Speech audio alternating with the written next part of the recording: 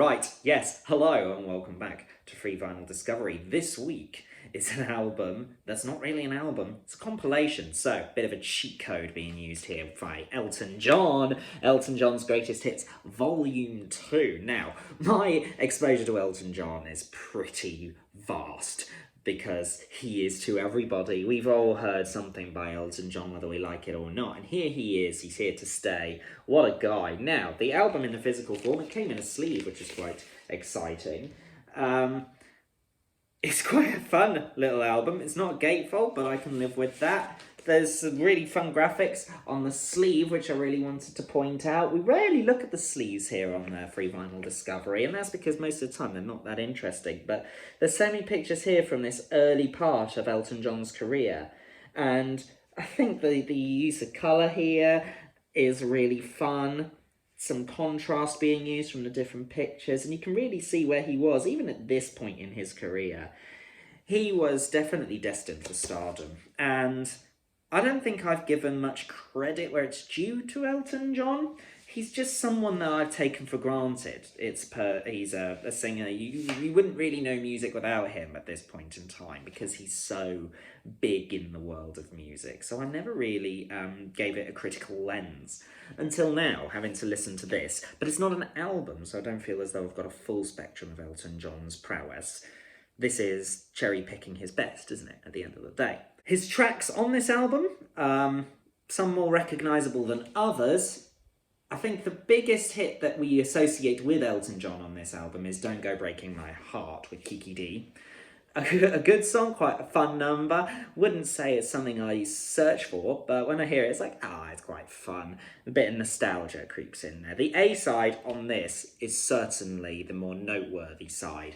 It opens with a song called Is Back. This is a family-friendly channel, so I'm not going to say it, but you can look it up. You can find out what that word beginning with a B starts with. It's quite a fun opener.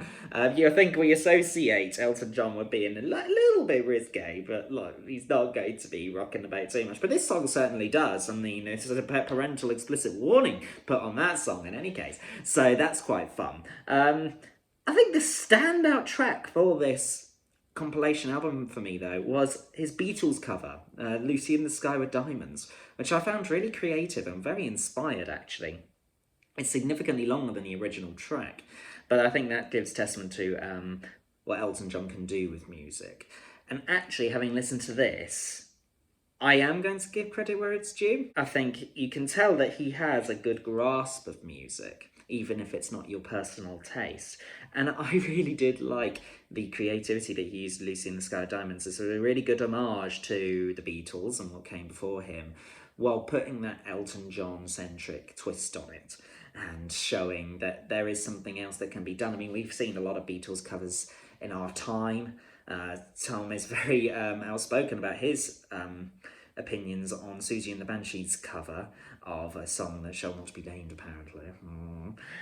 But I think Elton John does something different, and I think that's the case with all of his songs, really. He is doing something different. I think my favourite songs of his include I'm Still Standing and Goodbye Yellow Brick Road, neither of which feature on this album. They come later in the discography. But this is a good snapshot of what he's doing in the 1970s. This is actually one of the oldest albums in the pile.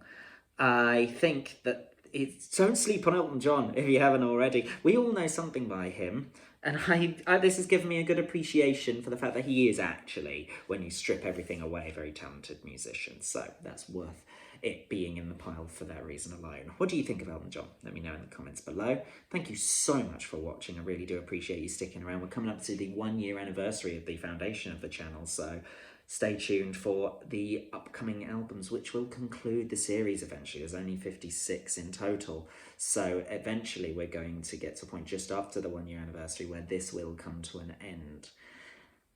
Until then, thank you for watching, and I'll see you again next week.